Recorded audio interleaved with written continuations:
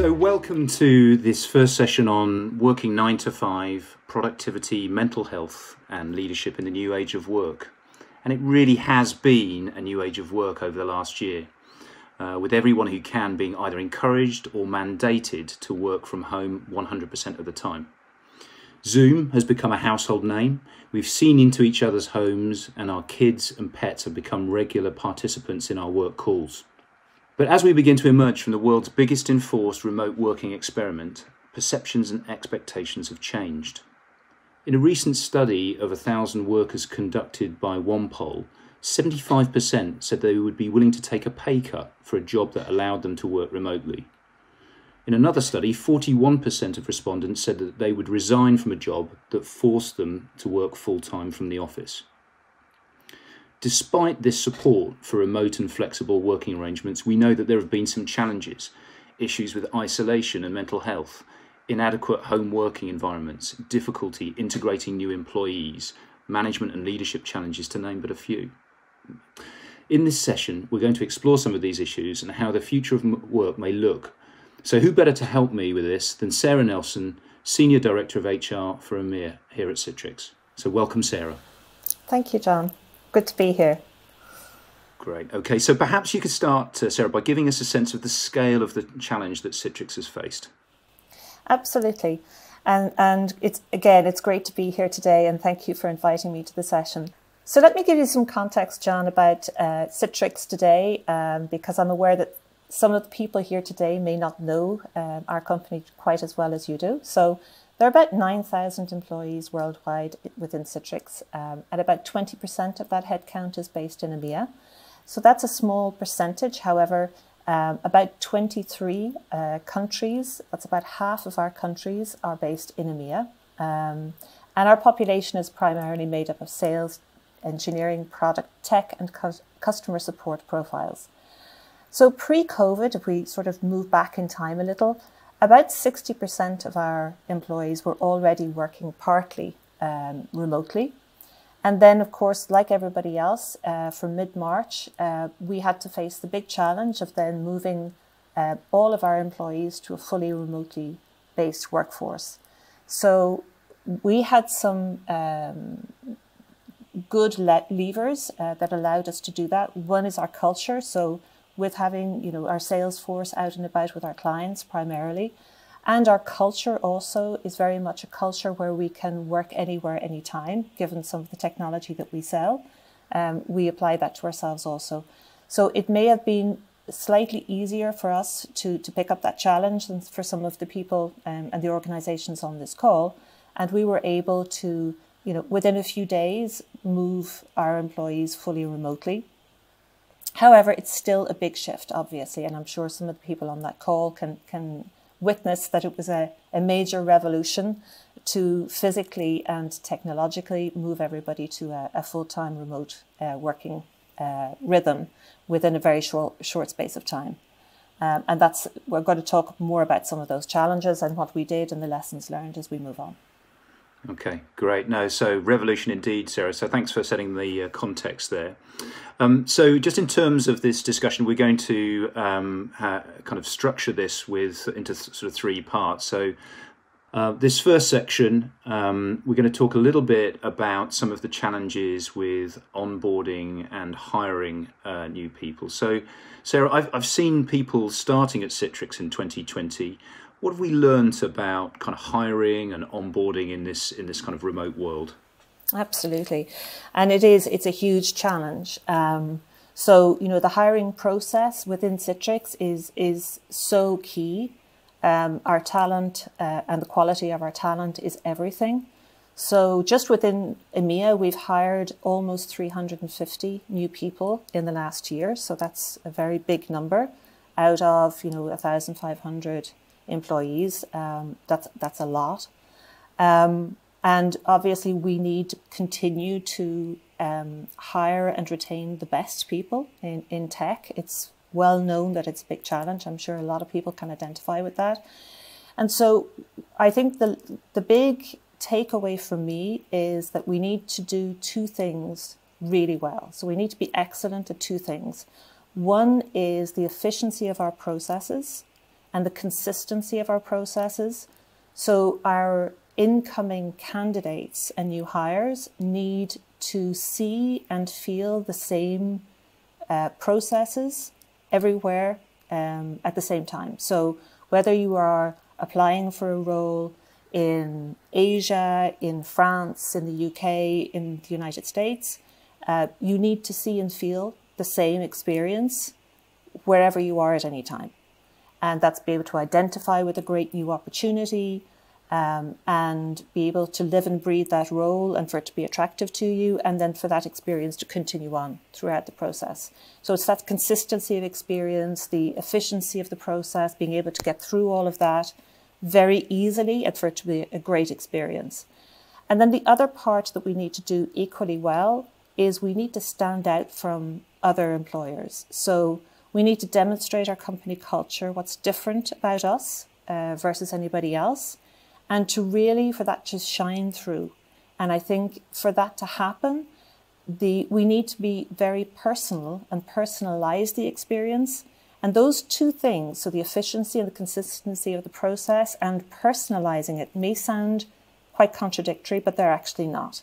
So it needs to be smooth, but also personal. So it means that our recruiters and also our managers need to really invest a lot more time in the hiring process and in the onboarding experience than they would have prior to COVID and to the pandemic.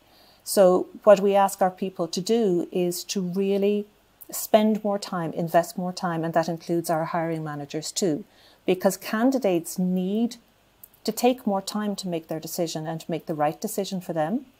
And likewise, to take an example from the onboarding experience, for somebody to feel that they're really part of an organization quickly within the first few months, they need to feel part of something, part of a culture, part of a team, and not just that if they got a better offer within the first few weeks in a new company, that they wouldn't be just changing their badge and their laptop to go somewhere else. And that's the risk if they don't feel fully integrated. So it's those two things, I think, that really need to shine through. And that's easier said than done, especially when you need to transform all of those processes from something that was maybe very heavily on-site and in person to a remote experience. So those are my big takeaways. Yeah, quite a big change then, I think, for new starters and bringing people on board. And so we want to perhaps take a look at existing employees as well. So we've talked a bit about what the challenges are for bringing new people in. What about existing employees? Have you noticed any changes in the kinds of things that they have maybe needed during this time? Yes, absolutely. And I think the themes are similar. I think what's been interesting about this period, obviously, is that we haven't known how long, if you like, the crisis has meant to last. So, and a short period of crisis is not the same experience as an ongoing period of uncertainty. So back in March, we thought we were going to be in this situation for 2-3 months, and of course, it's now coming up to a year. So I think that the staying close to people is a really big part of the new set of competencies that we all need to learn and invest time in. So I think those competencies are around how to manage remote teams. It's not the same as managing an on-site team. I think navigating ambiguity is a big competency that we don't necessarily have innately, whether that's HR teams or managerial teams. That needs to be sometimes learnt and finessed or nurtured. And then organizational agility. How do you connect people into other parts of the organization? How do we do that with our clients, connect them with other parts of their organizations and build that skill when it's all remote? It's different to when everybody is able to meet up in international groups, international meetings. These are different skills that were already relevant, but I think have become, much more relevant and much more to the fore. So It's about building courses, building skills, building networks. And then I think around how we retain our top talent and how we support them, I think is different too. So, it's in the, you mentioned it when we were keying up this discussion, but supporting mental health and making sure that our employees are supported in their new daily lives, which for all of us are much more challenging. And to take a couple of examples around employee well-being, and building resilience. A couple of examples from Citrix, we're building out a lot more programs and support and company-funded support and benefits to help our employees with things like company-funded counselling, parent and child support, mentoring programs, recognising that these times are extremely challenging for us all as individuals. And that's whether those individuals are employees, managers, leaders, that it's difficult to get the balance right at the moment for us all. And these are things that we need to pay a lot more attention to than we ever did before in the past. Very good. Okay. Some big changes there for sure. One of the things that I've also been reading about is these kind of discussions on productivity as well. And I think a lot of the work seems to suggest that productivity is at least as good in this setting, if not better in some cases. But how are we measuring that? If 9 to 5 working isn't the measure anymore for productivity, how are we really measuring employees? What sort of things are we looking at? It's a great question. I would say, actually, personally, I believe that the way we measure productivity should always actually be on output rather than input. And I think that this is a time when this is even more relevant. So output and results should always be the right way of measuring productivity, and much less so input. So it's not about time or effort. It's about, the results that you produce. Again, we're very privileged at Citrix to be a very successful organisation. We've had one of our, best years, certainly in EMEA, where we've, produced fantastic results just this past year. And, we certainly don't have issues with productivity. I think the issues are more around how do we innovate? This is not, anything, a big scoop, but I think that the questions are more around maintaining productivity, maintaining the quality of our innovation, and how we come together to be creative and not just productive. And I think that's going to be the ongoing discussion. And I'd be interested actually to hear from you, John, about what you were hearing in your client discussions about, the way forward, since we're talking about, productivity, innovation. Are these discussions that are coming up when we're talking about, the future of work and how we're going to work? Are these themes that you're hearing also?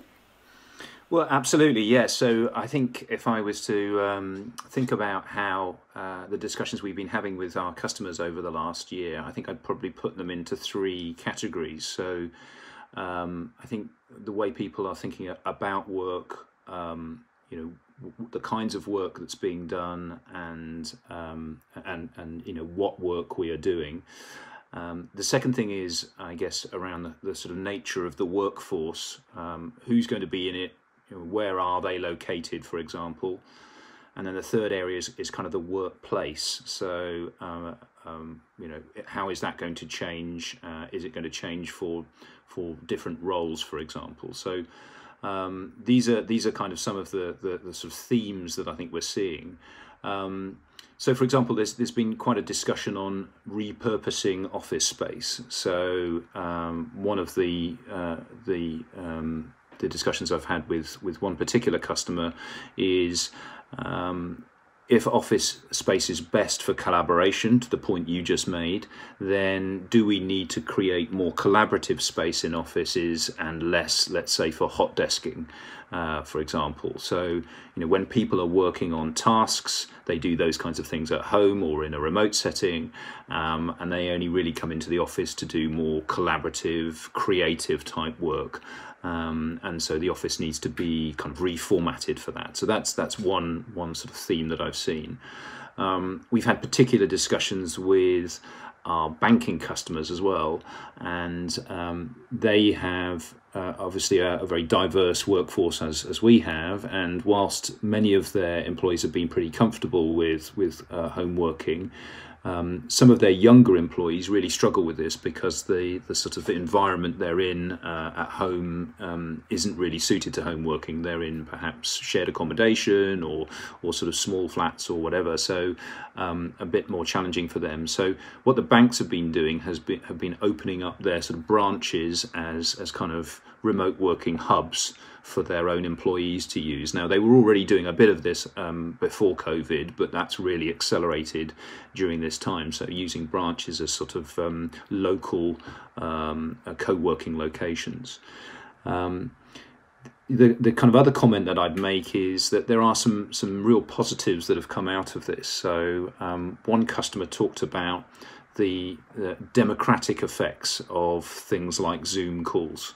So if you think about where we were previously, if you were on a call with multiple colleagues, some might be in the office with you, some would be in other office locations, maybe some would be kind of dialing in from home. There's no doubt that if you were in the primary office location, then you had a sort of advantage on that call. So you could control the call.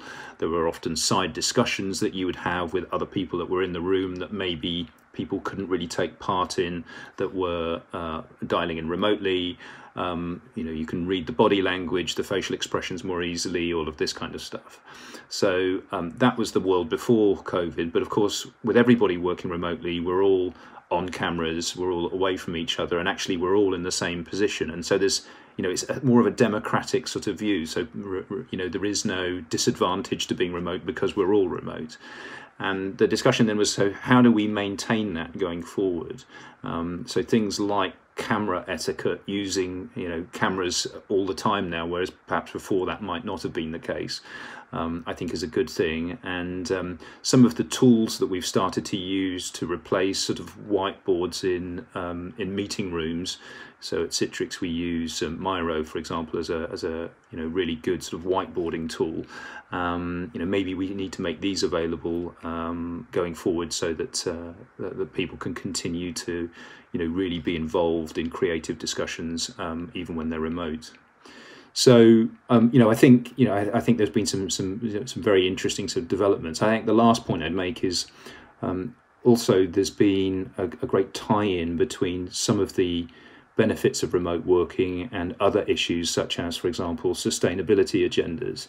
And I think some organisations are starting to see some benefits in terms of reaching their own goals on sustainability, and actually how can they maintain that going forward as well. So definitely some positives and some quite creative thinking about how we can kind of do this going forward. So I think a positive view. So Sarah, I'm conscious that we're coming to the end of our time here, so wanted to kind of draw this to a close. So thank you so much for your contributions, some very insightful comments there, and I really appreciate you joining us for the time. And I also just want to thank the audience for joining us too, just to listen to this discussion. So thank you everybody for joining us. Absolutely. Thank you, John. Thank you everybody on the call.